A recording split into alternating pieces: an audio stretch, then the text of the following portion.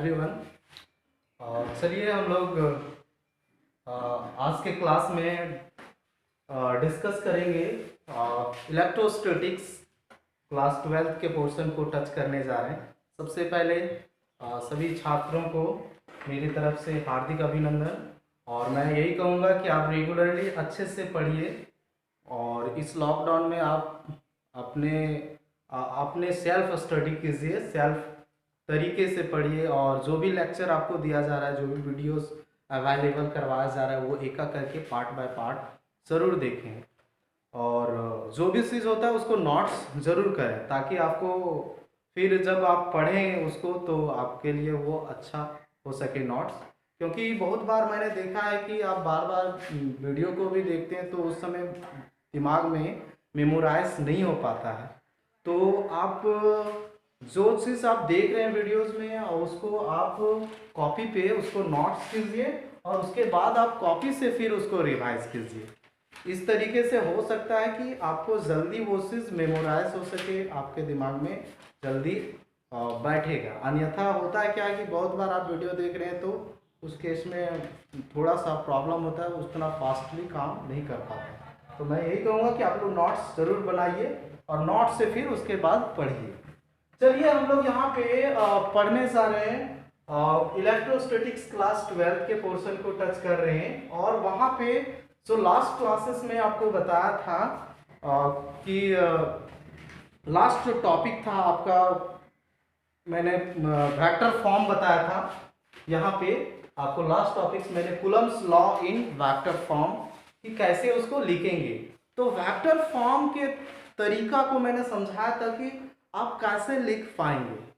तो बहुत ही सिंपल तरीका मैंने सिखाया भी था और मैं एक बार फिर से आपको थोड़ा सा डील कर देना चाहता हूँ इस चीज़ को पढ़ने से पहले कि वेक्टर जो है वेक्टर के फॉर्म में लिखना। तो यहाँ पे फोर्सेस की बात करें, कूलम्स लॉ जो बताता है, कूलम्स लॉ का जो मैंने पढ़ा, तो कूलम्स लॉ क्या मुझे मैथमेटिकली दिया, वो मैथमेटिकली ये दिया कि दो चार्ज पार्टिकल किसी फिक्स डिस्टेंस पे रखते हैं तो वहां पे वो दोनों चार्ज पार्टिकल एक दूसरे पे कितना फोर्स अप्लाई करेगा, वो का मैग्नीट्यूड उन्होंने ड्राइव्ड किया, उसका मैग्नीट्यूड कितना होगा वो चीज को बताया। और आपको पता है, क्या पता है, F vector F is equal to, magnitude में हम लिख रहे हैं F is equal to 1/4 pi epsilon naught q1 q2 by R square. और आपको पता है कि एफ जो है, फोर्स जो है, वो वेक्टर क्वांटिटी है। अगर फोर्स वेक्टर क्वांटिटी है तो इसको वेक्टर फॉर्म में लिख सकते हैं। तो मैंने समझाया था कि F vector is equal to हम लिख सकते हैं 1/4 pi epsilon naught q1 q2 by R square और आर यूनिट वेक्टर। क्योंकि वेक्टर फॉर्म में लिखने का मतलब हुआ कि फोर्स का डायरेक्शन को दिखाना जरूरी है, फोर्स का डायरेक्शन क्या होगा वो दिखाना। तो यहाँ पे मैंने आर यूनिट वेक्टर लिया था और ये बताता है कि डायरेक्शन क्या होगा।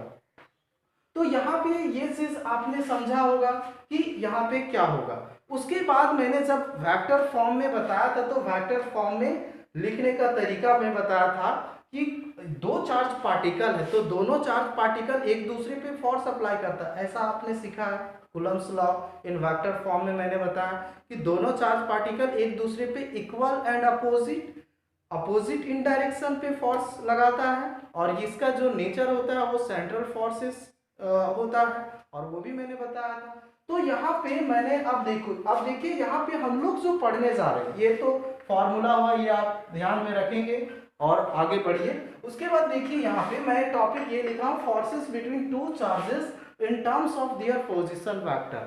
वेक्टर जो है, वेक्टर के लिए बहुत सारे वेक्टर हमने पढ़ा होगा, आपने पढ़ा होगा, उनमें से एक जो है पोजीशन वेक्टर। पोजीशन वेक्टर में क्या होता है, जैसे कि यहाँ पे पोजीशन का मतलब क्या होता है, पोजीशन वेक्टर नाम दिया गया। तो पोजीशन का मतलब होता है कि कोई भी चीज का स्थिति हिंदी वर्ड तो आप समझ ही रहे हैं। पोजीशन का मतलब हिंदी वर्ड होता है स्थिति, मतलब सिचुएशन या सिचुएटेड कहाँ है वो जो पार्टिकल्स है। पोजीशन का मतलब होता है, पोजीशन यहाँ कहने का मतलब ये हुआ कि कोई भी पार्टिकल जो ले रहे हैं, कोई भी बॉडी जो ले रहे हैं वो कहाँ पे है। जैसे कि मान लिया जाए मैं यहाँ पे खड़ा हूँ और मैं यहाँ पे खड़ा हूं तो वहां पे कैमरा लगा हुआ है, तो कैमरा से मैं कितनी दूरी पे हूँ, आप मुझे देख रहे हैं ना, तो कैमरा से मैं कितने डिस्टेंस पे, अगर मान लिया जाए कि कैमरा जहां पे स्टैंड पे खड़ा है वो मेरा ओरिजिन है, तो वो उस ओरिजिन से अगर हम मेजर करते हैं तो मेरा दूरी जो है 1 मीटर में है, तो हम कहेंगे कि मेरा जो है 1 मीटर के पोजीशन पे है। तो ठीक उसी प्रकार से यहाँ पे भी हम पोजीशन वेक्टर पढ़ने वाले हैं और उसको, उस स्थिति को, उस पार्टिकल के स्थिति को, पार्टिकल के पोजीशन को हम वेक्टर फॉर्म में लिखेंगे कि वो कहाँ पे है। उसी चीज को यहाँ पे हम लोग आज के क्लासेस में पढ़ने वाले हैं। बच्चे इस चीज को ध्यान से पढ़िए और समझिए, ये बहुत ही इंपॉर्टेंट चीज है। और देखिए ये क्लास 11th में भी आप पोजीशन वेक्टर पढ़ा होगा फिजिक्स में पोजीशन, और क्लास 12th में आप मैथमेटिक्स स्टूडेंट होंगे तो आप मैथमेटिक्स स्टूडेंट ये आप पढ़ेंगे भी। तो पोजीशन वेक्टर की बात मैंने समझाया। अब देखिए यहाँ पे कोई भी चीज को स्थिति बताने के लिए सबसे पहले हम लेते हैं ओरिजिन, और यहाँ पे हम एक तैयार कर रहे हैं, रेडी कर रहे हैं कोऑर्डिनेट सिस्टम, और इस कोऑर्डिनेट सिस्टम को रेक्टेंगुलर कोऑर्डिनेट सिस्टम कहते हैं। आप ये 9-10 से ही पढ़ते आ रहे हैं इस कोऑर्डिनेट सिस्टम को। और यहाँ पे हम 2 एक्सिस ले रहे हैं। बेसिकली आप लोग जो पढ़ते आ रहे होंगे 3 एक्सिस लेते होंगे, X axis, Y axis and Z axis. यहाँ पे हम 2 ही एक्सिस दिखा रहे हैं, तीसरा एक्सिस यहाँ पे फिलहाल मैं नहीं दिखा रहा हूँ, वो भी आप दिखा सकते हैं। तो मैं यहाँ पे 2 एक्सिस, आप गौर कीजिए, यहाँ पे मैंने 2 एक्सिस लिया है। देखिए ओ एक्सिस और वो वाई एक्सिस, इसको एक्स एक्सिस कह सकते हैं, इसको वाई एक्सिस। और इस ओ एक्सिस और वाई एक्सिस, इसके रेफरेंस के अनुसार अकॉर्डिंग हम लोग बात किया है, रखा है 2 चार्ज पार्टिकल। एक चार्ज पार्टिकल यहाँ पे है, ये चार्ज पार्टिकल जिसका मैग्नीट्यूड यहाँ पे चार्ज जो है Q1 है, और दूसरा जो चार्ज पार्टिकल है वो B है, यहाँ पे उसका जो वैल्यू है वो Q2 है। अब यहाँ पे आपको पता है कि जब कभी 2 चार्ज पार्टिकल एक दूसरे के मींस एक फिक्स डिस्टेंस पे रखते हैं तो एक दूसरे पर क्या करता है, फोर्स अप्लाई करता है। ऑन ईच अदर पे क्या करेगा, फोर्स अप्लाई करेगा, फोर्स अप्लाई करेगा on each other, force applied on each other. So यहाँ पे मैंने इस Q2 चार्ज, लास्ट क्लास में वेक्टर फॉर्म में भी इस बात को मैंने डील किया था, फिर से आप समझिए कि यहाँ पे ये Q1 चार्ज पार्टिकल है और Q2 चार्ज पार्टिकल है। तो इस Q2 charge particle force experience करेगा Q1 के वजह से, तो मैंने उसका नाम दिया फोर्स ऑन 2 ड्यू टू 1, क्योंकि इस पे ये वाला चार्ज पार्टिकल इसको धक्का मारेगा तो इसका डायरेक्शन क्या होगा, इधर, और इसका डायरेक्शन इधर होगा, तो इसका फोर्स लिखा मैंने फोर्स ऑन 2 ड्यू टू 1। और इस पे जो फोर्स अप्लाई करेगा, ये जो एक्सपीरियंस करेगा Q2 के वजह से, Q2 इस पे फोर्स अप्लाई करेगा तो इसका डायरेक्शन हो जाएगा इधर, और हो जाएगा फोर्स ऑन 1 ड्यू टू 2। अब इसके लिए अगर डिस्प्लेसमेंट डायरेक्शन दिखाएंगे, डिस्प्लेसमेंट वेक्टर दिखाएंगे कि डिस्प्लेस किधर हो रहा है, किधर टेंडेंसी है डिस्प्लेस होने का। अब देखिए यहाँ पे मैं ये बात कर रहा हूँ, कोई बच्चा सोच रहा हो कि फोर्स अप्लाई हो रहा है तो बॉडी क्या होगा, यहां से वहां चल जाएगा, मतलब ये चार्ज पार्टिकल इधर से उधर हो जाएगा।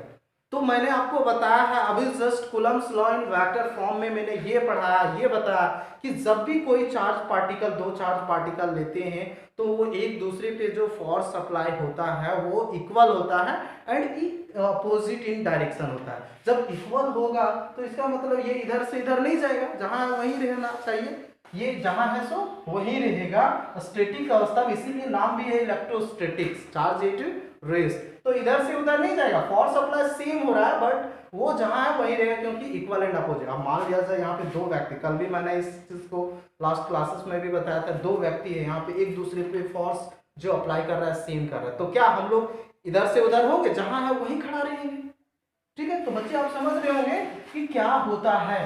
तो यहाँ पे फोर्स अप्लाई किया ये, और ये फोर्स अप्लाई किया, और इसके लिए जब फोर्स ऑन 2 ड्यू टू 1 होगा, इसका मतलब ये फोर्स ऑन 2 ड्यू टू 1, तो कहां से कहां जा रहा है, ये पार्टिकल इस पे फोर्स अप्लाई कर रहा है, मींस इसका अगर हम लोग डायरेक्शन डिस्प्लेसमेंट वेक्टर दिखाएंगे तो जो डायरेक्शन दिखा है r यूनिट वेक्टर 1 2, और इसके लिए जो इस पे जो फोर्स ऑन 1 ड्यू टू 2, तो ये क्या हो जाएगा r यूनिट वेक्टर 2 1, ये लिखेंगे बच्चे। आप समझ रहे हैं। और उसके लिए यहाँ पे एक चीज और मैं बता दूं कि यहाँ पे जो चार्ज पार्टिकल, ये चार्ज पार्टिकल लिया, बी चार्ज पार्टिकल लिया, इसके लिए जो मैंने पोजीशन वेक्टर दिया R1 पोजीशन वेक्टर दिया, ये है आपका R1 position vector. Charge particle B के लिए दैट इज Q2 के लिए मैंने जो पोजीशन वेक्टर लिया है वो भी, और इसका नाम दिया है R2 वेक्टर। अब इसी के टर्म्स में आपको पोजीशन वेक्टर के टर्म्स में फाइंड आउट करना फोर्स का वैल्यू। तो यही बेसिक फॉर्मूला है इस चैप्टर में, इस यूनिट में इसी फॉर्मूला का बहुत ज्यादा यूज है। मींस कूलम्ब्स लॉ में तो ये इसका पूरा भरपूर यूज करेंगे हम लोग। तो इसको आप दिमाग में बैठा लें, भूले ना, कभी भी इसको भूले ना। और इसका वैल्यू भी, अब मैं यहाँ पे 1/4 पर आप सेलन नॉट लिख रहे हैं, तो इसका वैल्यू क्या है बताइए, दिमाग में सोचिए जल्दी से। 9 × 10⁹ होता है। और इसका यूनिट भी मैंने निकालने के लिए सीखा, एक चीज मैं बता रहा हूं। तो नेक्स्ट यहाँ पे मैं आपको ये बात करूंगा, वेक्टर फॉर्म में पोजीशन वेक्टर के टर्म्स में हम लिख रहे हैं तो कैसे लिखेंगे देखिए। अब यहाँ पे मैं बात कर रहा हूं फोर्स, सबसे पहले मैं इसका वैल्यू की बात कर रहा हूं, इस चीज को, ठीक है। चलिए तो हम यहाँ पे अगर फोर्स ऑन 2 ड्यू टू 1 अगर निकालते हैं तो फॉर्मूला क्या लिखेंगे, बोलिए, 1/4 pi epsilon naught Q1 Q2 by R², R unit vector 1 2। और एक चीज मैं आपको बताना चाहूंगा, और आप जानते भी होंगे कि R यूनिट वेक्टर 1 2 को लिखना चाहेंगे तो कैसे लिखेंगे, क्लास 11th में आप पढ़े होंगे। R unit vector 1 2 is equal to हम लिख सकते हैं R vector by magnitude of R unit vector 1 2, होगा कि नहीं। सो अब यहाँ पे अगर मैं F vector 2 1 is equal to लिखूं तो यहाँ पे लिख सकते हैं 1/4 pi epsilon naught Q1 Q2। यहाँ पे ध्यान रखिएगा कि ये आपका 1/4 पाई एप्सिलॉन नॉट है, तो इसका मतलब ये फ्री स्पेस में है, या तो एयर मीडियम में है या तो वैक्यूम में है, तो इसके लिए लागू हो रहा है। अगर ये दूसरा मीडियम में जाएगा तो यहाँ पे 1/k से मल्टीप्लाई हो जाएगा, उसका एब्सोल्यूट परमिटिविटी लेना पड़ेगा। तो यहाँ पे Q1 Q2 बाई R², या तो कोई यहाँ पे R² की जगह में यहाँ पे हम लोग लिख सकते हैं मैग्नीट्यूड ऑफ 1 2, R वेक्टर 1 2 लिख सकते हैं मैग्नीट्यूड देके, क्योंकि आपको पता होगा कि R vector 1 2 is equal to जो मैग्नीट्यूड होगा वो किसके बराबर है, R के बराबर है। तो यहाँ पे ये भी लिख सकते हैं, कोई दिक्कत नहीं। अब देखिए यहाँ पे जब मैं पुट करूंगा इस चीज को तो क्या लिखेंगे, ये हो जाएगा R³ 1 2 को बराबर R हो गया, तो ये R³ हो जाएगा और यहाँ पे बच जाएगा R वेक्टर 1 2। अब यहाँ पे R वेक्टर 1 2 का वैल्यू निकालना है। आप क्या पढ़े होंगे, वेक्टर लॉ, जो आप एडिशन करने के लिए वेक्टर के अकॉर्डिंग वेक्टर से कैसे एडिशन करेंगे, मीन्स आप triangle law of vector addition पढ़ेंगे, triangle law of vector addition. So according to triangle law of vector addition, यहाँ पे हम इस चीज को बात करेंगे। और ट्राइंगल यहाँ पे कौन सा बात कर रहे हैं, ट्राइंगल OBA, ट्राइंगल OBA। अब यहाँ पे इस triangle law of vector addition में बात करेंगे। हमको अगर हम लिखने जा रहे हैं तो यहाँ पे देखिए, अगर इसको लिखते हैं OB प्लस BA, इसका रिजल्ट क्या होगा, triangle law of vector addition में आप जानते होंगे। जो बच्चे नहीं जानते हैं वो एक बार क्लास 11 के कॉपी को जरूर पढ़ें, triangle law of vector addition जरूर पढ़ें, मेरा जहां तक रहा है। अगर नहीं समझ में आएगा और नहीं समझ में आता है तो जरूर आप राय दीजिए, हम इस चीज को अगले क्लास में जरूर डील करेंगे। So triangle law of vector addition में ट्राइंगल OB, अगर ये दो वेक्टर हैं, आपको पता होगा कि दो एडजेसेंट साइड का जो सेम डायरेक्शन में लेते हुए सम कर देना है, और तीसरा जो होगा उसके जस्ट अपोजिट डायरेक्शन का रिजल्टेंट मिलेगा।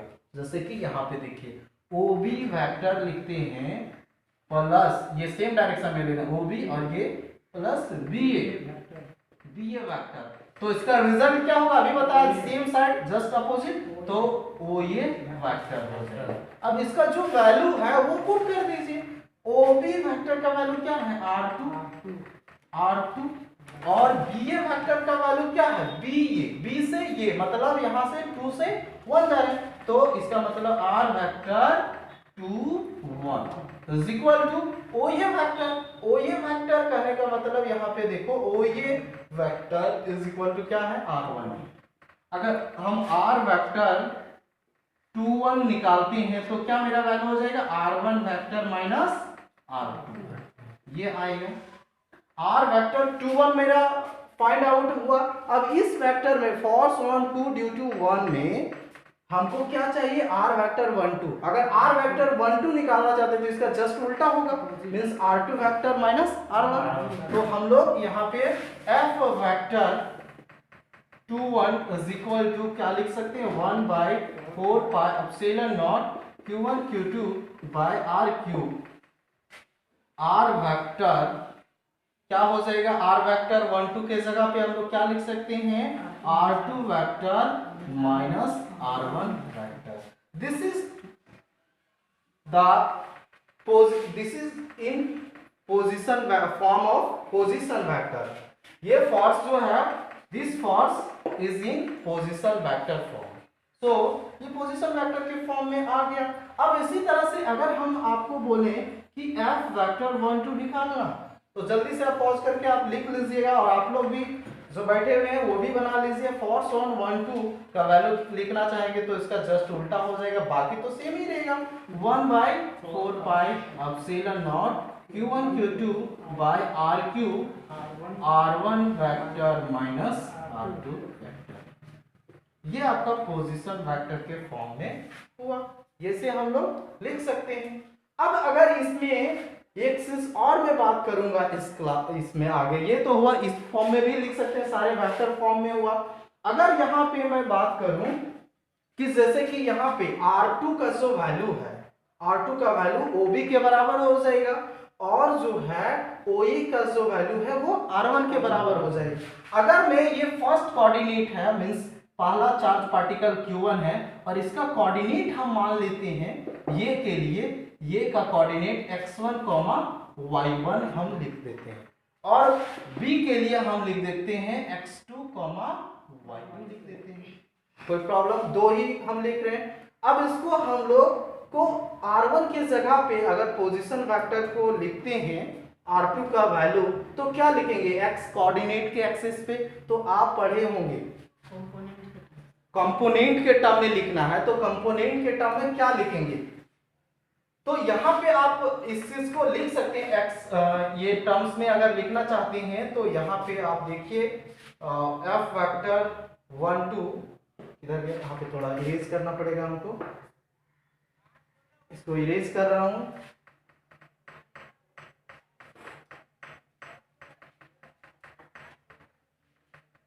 सबसे पहले ये बात समझ लीजिए, अगर कोई पोजीशन वेक्टर ऐसे हो जैसे कि मान लिया जाए यहाँ पे टर्म्स ये देते हैं और x, y लिखते हैं। अब इसका वैल्यू हम r लिख देते हैं। अब बोलते हैं कि इसको पोजीशन वेक्टर के फॉर्म में मतलब पोजीशन वेक्टर फॉर्म में लिख के इसको रेक्टेंगुलर कंपोनेंट है तो इसको कंपोनेंट के टर्म में लिखो, तो इसको कैसे लिखते हैं r vector is equal to क्या लिखते हैं, आपको पता होगा x I unit vector plus y j unit vector ऐसे लिखते हैं। तो ठीक उसी प्रकार से यहाँ पे भी अब हम अगर बोलेंगे कि बाबू बताओ R2 का वैल्यू लिखो, इस केस में ये हुआ आपको बेसिक चीज मैंने बताया। अब पूछेगा यहाँ पे कि R2 का वैल्यू बताओ, तो R2 इज इक्वल टू क्या लिखेंगे बताइए। R2 इज इक्वल टू इसके टर्म्स में अगर लिखना चाहेंगे तो R2 या R1, सबसे पहले R1 निकालते हैं R1, तो R1 और R2 निकालना है तो R1 के लिए पहले क्या कोऑर्डिनेट दिया हुआ है यहाँ पे इस पार्टिकल से x1, y1, तो यहाँ पे क्या लिखेंगे बताइए, तो x1 I unit vector plus y1 j unit vector. अगर यहाँ पे z एक्सिस भी देता z1 तो यहाँ पे z भी ये कर देता, और अगर यही चीज R2 का वैल्यू लिखना चाहेंगे तो R2 इज इक्वल टू क्या लिखेंगे x2 I unit vector plus y2 j unit vector. बच्चे लोग एक चीज और, आप इसका मैग्नीट्यूड निकालने जानते होंगे, पढ़े हैं ना, जानते होंगे कि मैग्नीट्यूड ऑफ R1 निकालिए। बताइए आप लोग क्या जानते हैं? Magnitude of R1 is equal to, बताइए दिमाग में सोचिए जल्दी से। तो अगर आप जान लिए होंगे, मैं बता देता हूं, magnitude of R1, magnitude of R1 जो होता है वो रूट अंडर हो जाएगा x1 का स्क्वायर प्लस y1 का स्क्वायर। हम लोग इस फॉर्म में लिख सकते हैं ना, ऐसे करके। तो यहाँ पे अगर ये कोऑर्डिनेट दिया हो इस तरीके से, तो हम लोग इसको लिख सकते हैं, इसको फाइंड आउट कर सकते हैं। तो in place of R2, in place of R2 हम लोग क्या रखेंगे? x2 i unit vector plus y2 j unit vector minus R1 का वैल्यू फिर पुट करेंगे, और R1 का वैल्यू हो जाएगा x1 i unit vector plus y1 j unit vector. दोनों को प्लेस कर देना है और i यूनिट वेक्टर को एक साथ रख लेना है। अगर आप सॉल्व करने जानते होंगे तो जान लीजिए, नहीं जानते तो मैं करके थोड़ा सा एक क्वेश्चन को दिखा देता हूं। यहाँ पे f vector 2 1 is equal to 1/4π0 को यहाँ पे मैं k लिख देता हूँ, कोई दिक्कत नहीं होना चाहिए, k, और q1 q2 बाय r3 कोई दिक्कत, और R2 के जगह पे हम लोग लिखेंगे, क्या लिखेंगे? x2 i plus y2 j minus, फिर ये वैल्यू लिखेंगे x1 i unit vector plus y1 j unit vector लिखेंगे। अब देखो थोड़ा सा इसको अरेंजमेंट कर लो, बिना अरेंजमेंट का ठीक नहीं लगता है कोई भी चीज। घर में अगर वस्तु हो, देखते होंगे कि इधर उधर पड़ा हो तो घर अच्छा नहीं लगता है। तो इसको भी अरेंज थोड़ा सा कर देते हैं, तो आई को एक तरफ कर देते हैं, तो ऐसे लिखेंगे, अरेंजमेंट कर देते हैं, जैसे कि ये x2 माइनस x1 हो जाएगा, कॉमन आ जाएगा i यूनिट वेक्टर, समझ रहे हैं, plus y2 minus y1 j unit vector. तो ये आ गया आपका F21 और फोर्स ऑन 2 ड्यू टू 1। अब इसी तरह से आप निकाल सकते हो फोर्स ऑन 1 ड्यू टू 2। तो इसमें थोड़ा सा परिवर्तन हो जाएगा, उसके अकॉर्डिंग वैल्यू पुट कर देना है। अब इसका मैग्नीट्यूड अगर निकालने बोल दिया जाए तो कैसे निकालेंगे? मैग्नीट्यूड अभी मैंने सिखाया, इसका मैग्नीट्यूड कैसे निकालते हैं? मैग्नीट्यूड ऑफ R अगर मैं लिखने बोलूं तो root under x square plus y square. तो इसका मैग्नीट्यूड अगर लिखने बोलेंगे तो क्या होगा बताइए, सोच लीजिए तुरंत। तो इसको हम बता देता हूँ, फोर्स ऑन 2 ड्यू टू 1 अगर लिखना चाहेंगे तो ये तो वही रहेगा मैग्नीट्यूड में, ये क्या हो जाएगा? x2 माइनस x1 का square plus y2 minus y1 का स्क्वायर, और इस पे अंडर रूट, मतलब ये पूरे पे अंडर रूट हो जाएगा, और x2 माइनस x1 का square plus y2 minus y1 का स्क्वायर हो जाएगा। तो ये हुआ आपका forces between two charges in terms of their position vector. आप इसको जरूर नोट कर लीजिएगा। जिसको नहीं समझ में आया वो जरूर अपना कमेंट बॉक्स पे राय दें, और जो बच्चे बैठे हुए हैं वो भी पूछ सकते हैं कुछ सवाल अगर प्रॉब्लम हो तो। आगे हम लोग बढ़ते हैं, नेक्स्ट टॉपिक आप पढ़े होंगे, पढ़ाएंगे हम आपको नेक्स्ट टॉपिक। हम लोग चलते हैं प्रिंसिपल ऑफ सुपरपोजिशन। तो प्रिंसिपल ऑफ सुपरपोजिशन क्या होता है? बहुत जगह पे आप क्लास 11 में भी प्रिंसिपल ऑफ सुपरपोजिशन पढ़े होंगे, वेब में। वेब का जब हम बताए होंगे तो वहां पे वेब अगर पढ़े होंगे तो वेब में भी प्रिंसिपल ऑफ सुपरपोजिशन पढ़े होंगे। तो प्रिंसिपल ऑफ सुपरपोजिशन क्या होता है वो हम लोग थोड़ा समझ लेते हैं। इसको मैं इरेज कर दे रहा हूं। तो प्रिंसिपल ऑफ सुपरपोजिशन क्या होता है? अब आप जब वेब में पढ़े होंगे प्रिंसिपल ऑफ सुपरपोजिशन, तो वहां पे डिस्प्लेसमेंट जो लिया जाता है, डिस्प्लेसमेंट वेक्टर, वो डिस्प्लेसमेंट का वेक्टर सम करते हैं और उसका रिजल्टेंट डायरेक्शन लेते थे। Displacement of the wave, different wave का इंडिविजुअल डिफरेंट वेव जो होता है, और उस वेव का जो सुपरपोजिशन जब हो रहा था, तो सुपरपोजिशन जो होगा जिस वेव्स को मिला के, जैसे कि आप वेव पढ़े होंगे तो वहां पे दो तरह का वेव पढ़े होंगे, कौन कौन से? कंस्ट्रक्टिव सुपरपोजिशन, दो तरह का सुपरपोजिशन होता है वेव का, कंस्ट्रक्टिव और डिस्ट्रक्टिव। तो कंस्ट्रक्टिव जब होता है तो कंस्ट्रक्टिव दो वेव को लेके कंस्ट्रक्शन, दो वेव और दो डिफरेंट वेव, सेम डायरेक्शन वाले जब दो वेव मिलता था तो कंस्ट्रक्टिव होता था। दो डिफरेंट वेव, दो डिफरेंट डायरेक्शन वाला वेव लेते थे तो उस केस में क्या मिलता था, डिस्ट्रक्टिव मिलता था। तो दोनों वेव का जैसे इस प्रकार से एक वेव दिखा, अब इसमें दो वेव, एक वेव और लिया, अब ये दोनों का सेम फेज में होगा, सेम फेज में होगा तो वो दोनों का यहाँ पे सुपरपोजिशन होगा। तो उस केस में सेम फेज में है, ये दोनों सुपरपोजिशन एक दूसरे पे मिला तो ये y1 है, ये y2 है, तो दोनों का resultant displacement vector y1 vector plus y2 vector लेते थे। तो ये प्रिंसिपल ऑफ सुपरपोजिशन। यहाँ पे भी फोर्स में भी, यहाँ पे कूलम्ब्स लॉ आगे जो मैंने अभी पढ़ा कूलम्ब्स लॉ लास्ट क्लास में, वहां पे जो फोर्सेस आया तो इस फोर्सेस का भी प्रिंसिपल ऑफ सुपरपोजिशन कर सकते हैं। दैट इज टॉपिक हम लिख देता हूं यहाँ पे, principle of superposition, principle of superposition.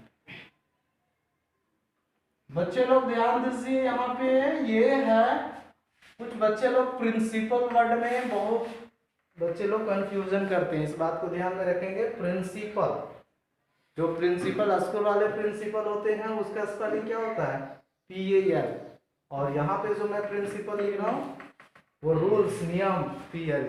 तो principle of superposition, principle of superposition Coulomb's law के बेसिस पे हम लोग कूलम्ब्स लॉ जो पढ़ा वो फोर्सेस का यहाँ पे पढ़ेंगे। तो क्या होता है इस चीज को समझिए। जैसे कि मान लिया जाए कि यहाँ पे एक मैंने जैसे एक पार्टिकल्स लिया, चार्ज पार्टिकल Q1 और यहाँ पे और भी बहुत सारे चार्ज पार्टिकल ले रहे हैं, एक ले रहे हैं यहाँ पे, ये हो गया, ये हो गया, इसका नाम दे देते हैं Q2, इसका नाम दे देते हैं Q3, इसका नाम दे देते हैं Q4। इस तरह से बहुत डिफरेंट मैंने Qn तक चला। और आपको मैंने लास्ट क्लासेस में ही बताया कि जब कभी भी दो चार्ज पार्टिकल होगा तो एक दूसरे पे फोर्स अप्लाई करेगा। तो देखिए अगर ये सारे चार्ज पार्टिकल हम इस पे सिर्फ फोर्स एक्सपीरियंस करना चाहते हैं, Q1 पे फोर्स, जैसे कि मान लिया जाए, ऐसे समझिए एक एग्जांपल से कि जैसे कि मान लिया जाए यहाँ पे मैं खड़ा हूँ और यहाँ पे 10 और व्यक्ति आए हुए हैं, वो हमसे खफा है। अब वो क्या करेंगे, हम पे आके वार करेंगे, मतलब हम पे आके फाइट चलाएगा सारे आदमी। तो क्या करेगा, वो आया एक फाइट लो, तूने बहुत गलत काम किया, वो आया एक फाइट लो, वो आया एक फाइट लो, तो क्या होगा, अब वो आया, हम पे एक फाइट लगाया, तो एक्सपीरियंस कौन करेगा, वो एक फाइट लगाया, वो भी एक फाइट लगाया, वो भी एक फाइट लगाया, ये भी, वो भी एक फाइट लगाया, तो सब मिला के एक एक फाइट लगाया, तो 5 आदमी था तो 5 फाइट मैंने एक्सपीरियंस, तो एक्सपीरियंस कौन कर रहा है, हम। तो सारे लोग मेज पे, मतलब हम एक्सपीरियंस कर रहे हैं, मतलब हम फोर्स ऐसे लिखेंगे तो कैसे लिखेंगे, फोर्स ऑन 1 बाकी लोगों के साथ, मतलब ड्यू टू 2 या ड्यू टू 3 ड्यू टू 4 ऐसा ही लिखते हैं, समझ रहे होंगे। तो force on 1 due to 2, force on 1 due to 3, force on 1 due to 4, force on 1 due to Q। Okay, तो इस प्रकार से हम लोग लिखेंगे। तो यहाँ पे ये तो दो चार्ज पार्टिकल लिया, ये इंटरेक्ट करेगा तो इस पे फोर्स एक्सपीरियंस ये करेगा। अब ऐसा आप बोलेगा सर कि कूलम्ब्स लॉ में तो ये बताया कि आपने कि दूसरा भी तो चार्ज पार्टिकल एक्सपीरियंस करता है। यहाँ पे जैसे आपने एग्जांपल दिया कि 5 आदमी था, 5 फाइट चलाया, तो सिर्फ 5 फाइट हम एक्सपीरियंस किए, लेकिन हो सकता अब ऐसा भी तो सोचो कि 5 फाइट वो चला रहा था तो क्या हम खड़ा रहेंगे, उल्टा हम भी 1-2 फाइट तो लगाएंगे ही। तो उसी तरह से हम भी 1-2 फाइट, एक फाइट लगाएंगे। तो इसका मतलब यहाँ पे कूलम्ब्स लॉ के अकॉर्डिंग क्या होता है कि वो एक फाइट लगाया तो हम भी एक फाइट लगाएंगे, वो एक फाइट लगाया तो हम भी एक फाइट लगाएंगे, मतलब पांचों एक फाइट लगाए तो हम पांचों को भी एक फाइट लगाएंगे। तो यहाँ पे भी वही बात होगा, लेकिन हम पांचों पे जो फोर्स अप्लाई कर रहे हैं वो हमको नहीं जानना है, यहाँ पे सिर्फ अकेला हम पे जितना लग रहा है वो जानना है। तो यहाँ पे भी मैं वही बात कर रहा हूं कि इस पे जो फोर्स अप्लाई हो रहा है वो एक्सपीरियंस करके हमको पता करना है। और ये सारे का जो एक बॉडी पे, एक इंडिविजुअल बॉडी पे, इंडिविजुअल चार्ज पार्टिकल पे different body, different charge particle body के अकॉर्डिंग जो फोर्स अप्लाई हो रहा है एक इंडिविजुअल चार्ज पार्टिकल पे, उसका वेक्टर सम, उसका टोटल फोर्सेस कितना आएगा, वही इस चीज को बताता है principle of superposition. That means मेरे कहने का मतलब ये हुआ कि कोई इंडिविजुअल चार्ज पे डिफरेंट चार्ज पार्टिकल के द्वारा किसी इंडिविजुअल चार्ज पार्टिकल पे कितना फोर्स अप्लाई किया जा रहा है, कितना Coulomb's forces electric force apply हो रहा है, उसका जो वेक्टर सम होगा। दैट मीन्स यहाँ पे मान लिया जाए कि ये Q1 है, तो इसका अगर मान लेते हैं F1 टोटल फोर्स है, तो यहाँ पे different charge particle force apply इसमें करेगा। तो पहला Q2 अगर मान लो करेगा फोर्स ऑन 1 ड्यू टू 2, दूसरा क्या करेगा फोर्स ऑन 1 ड्यू टू 3, सबका वेक्टर सम होगा। इस तरह से force on 1 due to 4 plus dot dot dot force on 1 due to n तक जाएगा। अब जहां तक ले जाना है, तो वही चीज है प्रिंसिपल ऑफ सुपरपोजिशन। मतलब ये बताता है कि क्या हुआ, बहुत सिंपल चीज है, क्या है कि डिफरेंट बॉडी के द्वारा जो सारे का वेक्टर सम, जो फोर्स अप्लाई किसी एक में करेगा उसका वेक्टर सम ले लेना है, और यहाँ पे वेक्टर सम करना है, ध्यान रखना है, तो वेक्टर सम करना है। तो यहाँ पे हम इसको आगे चलते हैं, आगे लिखते हैं। बहुत सिंपल चीज है, इसको ज्यादा बड़ा करके समझने की जरूरत नहीं है, सिर्फ इस पे हम लोग एक्सपीरियंस कर रहे हैं। तो यहाँ पे हम लोग डायरेक्शन दे देते हैं, इसका डायरेक्शन जो होगा इधर दे देते हैं, इसके लिए जो डायरेक्शन है वो इधर दे देते हैं। तो इसके लिए क्या लिखेंगे, force on 1 due to 2, force on 1 due to force on 1 due to 3। अब इसके लिए लेंगे तो फोर्स ऑन 1 ड्यू टू 4। अब इसके लिए अगर हम लेते हैं डॉट डॉट डॉट n तक हम लोग चल गए हैं, और यहाँ पे force on 1 due to n। अब इस पे एक्सपीरियंस नहीं करना है, इस पे हमको नहीं करना, सिर्फ एक चार्ज पार्टिकल पे एक्सपीरियंस करना है बहुत सारे बॉडी के द्वारा। तो वेक्टर इसका जो अकॉर्डिंग टू प्रिंसिपल सुपरपोजिशन क्या हो जाएगा, मींस उसका जो वेक्टर सम फोर्सेस होगा F1 vector is equal to force on 1 due to 2, सबका वेक्टर सम कर देना है, तो इसका रिजल्ट ये आ जाएगा। अब बाकी आपको सब चीज मैंने कैलकुलेशन करने सिखाया कि फोर्स ऑन 1 ड्यू टू 2 क्या लिखेंगे, तो फॉर्मूला आपको पता है 1/4 पे epsilon naught Q1 Q2 bye r²। अब यहाँ का डिस्टेंसेस क्या है वो देख लेना है, यहाँ का डिस्टेंसेस क्या है वो देख लेना है, यहाँ का डिस्टेंसेस क्या है वो देख लेना है, और यहाँ का डिस्टेंसेस क्या है वो देख लेना है। अगर आप यहाँ पे डिस्टेंसेस हम लोग दे देते हैं, r यूनिट वेक्टर दे देते हैं, मींस यूनिट वेक्टर डायरेक्शन बता देते हैं, तो क्या लिखेंगे बताइए 2 1। यहाँ पे क्या लिखेंगे r यूनिट वेक्टर 3 1, यहाँ पे क्या लिखेंगे r यूनिट वेक्टर 4 1, यहाँ पे क्या लिखेंगे r यूनिट वेक्टर n 1। अब इसी तरह से वैल्यू यहाँ पे प्लेस कर देना है, f vector is equal to force F1 2 का वैल्यू हम लोग यहाँ पे k सबके लिए कॉमन होगा, फ्री स्पेस में है तो k कॉमन ले लेते हैं सबके लिए, k कॉमन ले लिया, ध्यान में रखना है। अब इसके लिए पहले के लिए तो k Q1 Q2 bye r² होता है, तो Q1 Q2 बाय r² यहाँ पे नहीं होगा, अब सबके लिए अलग अलग होगा। दैट इज यहाँ पे हम लिख देता हूँ r वेक्टर और 2 1 मैग्नीट्यूड पे होल का पावर 3, और यहाँ पे हो जाएगा r वेक्टर 2 1। ओके, उसके बाद आगे बढ़ेंगे, फिर किसके लिए बात करेंगे 1 3 के लिए बात करेंगे, तो यहाँ पे क्या हो जाएगा Q1 Q3, और यहाँ पे हो जाएगा r वेक्टर क्या हो जाएगा 3 1 मैग्नीट्यूड का पावर 3, और यहाँ पे r वेक्टर 3 1।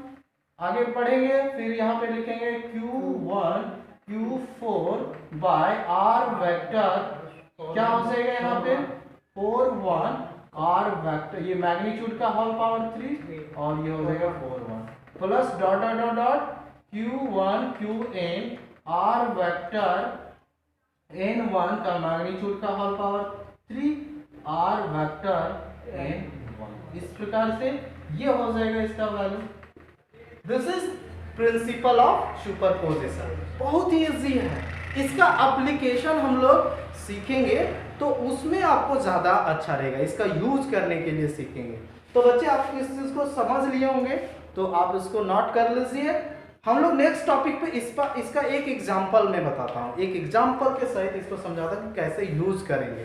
तो इसको मैं इरेज कर दे रहा हूँ। प्रिंसिपल ऑफ सुपरपोजिशन आपको समझ में आ गया होगा, अगर नहीं समझ में आता तो आप कमेंट बॉक्स पे जरूर राइट। नेक्स्ट जो टॉपिक है वो मैं आपको बता देना चाहता हूँ, इसका एक एप्लीकेशन मींस एक क्वेश्चन के माध्यम से हम कैसे इसको सॉल्व करेंगे। तो देखिए, चलिए आगे बढ़ते हैं। जैसे कि मैं यहाँ पे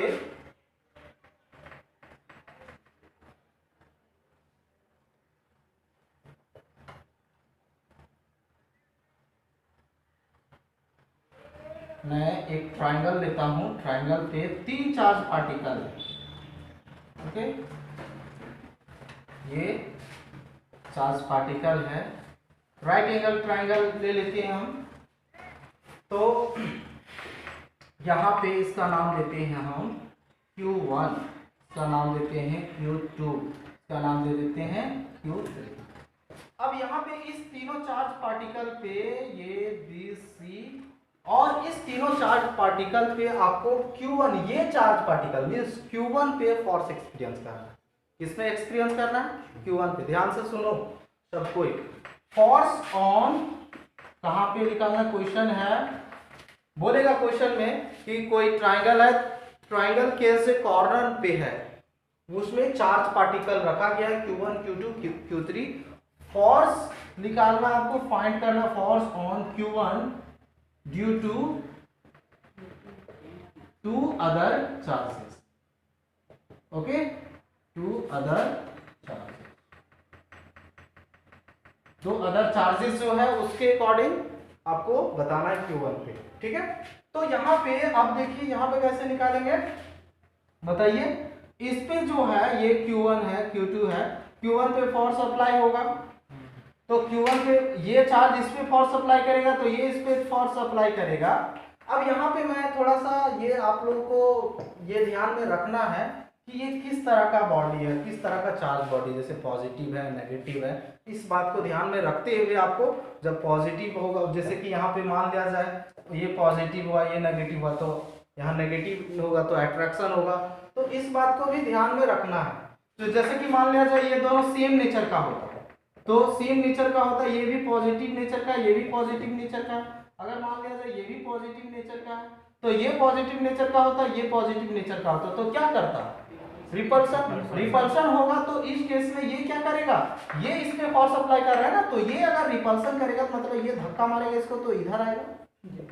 अब यही चीज थोड़ा सा एक चीज और इसमें दोनों बात मैं समझा दे रहा हूं कि अगर यहाँ पे प्लस लिया, यहाँ पे अगर यही थोड़ा सा मैं माइनस कर देता, मींस नेगेटिव नेचर का होता, तो क्या होता, ये क्या करता, ये क्या करता, अट्रैक्ट करता, मींस ये अट्रैक्ट करता, तो ये इसको इधर खींचता ना, तो इसका डायरेक्शन ऐसे हो जाता। समझ रहे हैं? अब ये भी अगर पॉजिटिव है, ये भी पॉजिटिव है, तो रिपेल करेगा, तो ये इसका डायरेक्शन किधर होगा, इधर होगा। ध्यान में रखेंगे। अगर यही नेगेटिव होता तो इसका डायरेक्शन इधर होता। अब देखो इसका, इसमें force on 2, sorry force on 1, that force on 1 due to 2, ये हमको पता चला ये है, और फोर्स ऑन 1 ड्यू टू 3। अब यहाँ पे क्या करना है, अब ये बात ध्यान रखना है, सबसे पहले यहाँ का डिस्टेंसेस पता कर लेना है। यहाँ पे कुछ ना कुछ डिस्टेंस दिया होगा, और यहाँ का भी डिस्टेंस कुछ ना कुछ दिया है। अब ये दोनों का इसका वैल्यू निकाल सकते हैं, force on 1 2, formula K Q1 Q2 by R square, और इसका डायरेक्शन के अकॉर्डिंग ये आपको ले लेना है इसका भी। अब ये दोनों का मैग्नीट्यूड, अब दोनों का रिजल्टेंट निकालना, आपको बताना कि ये, जैसे कि अभी मैंने बताया ना कि हम हैं और 2 लोग मुझे मार रहा है, 5 लोग मार रहा है, तो हम 5 फाइट एक्सपीरियंस किए, तो ये चार्ज दो charge particle, 2 other charge particle के द्वारा इस पर फोर्स अप्लाई हो रहा है, तो ये कुछ ना कुछ एक्सपीरियंस रिजल्ट करता होगा। तो और आपको मैंने ये भी बताया कि force is not scalar quantity, force का सिंपल एडिशन नहीं होगा, वेक्टर क्वांटिटी। तो इसके लिए जब ये वाला आएगा, ये वाला आएगा, तो इसका क्या होगा, वेक्टर एडिशन होगा। और वेक्टर एडिशन मतलब मान लेते हैं कि इसका रिजल्टेंट F है, तो F vector is equal to क्या लिखेंगे, force on 1 due to 2 plus force on 1 due to 3। अब इसका मैग्नीट्यूड निकालेंगे, तो मैग्नीट्यूड कैसे निकालेंगे, रूट अंडर F12 का मैग्नीट्यूड का स्क्वायर, F13 का मैग्नीट्यूड का स्क्वायर, प्लस ये एक बार 2 F12 plus into F13, cos theta. अब यहाँ पे देखो कॉस थीटा मतलब ये दोनों वेक्टर के बीच का एंगल कितना है, दोनों वेक्टर के बीच का एंगल 90 डिग्री है। तो कॉस थीटा फॉर्मूला में आता होगा, आप जानती है ना। तो 2f1 f2 होता तो यहाँ cos थीटा होता, cos 90 हो जाएगा, cos 90 का वैल्यू 0, तो ये वाला टर्म तो हट जाएगा।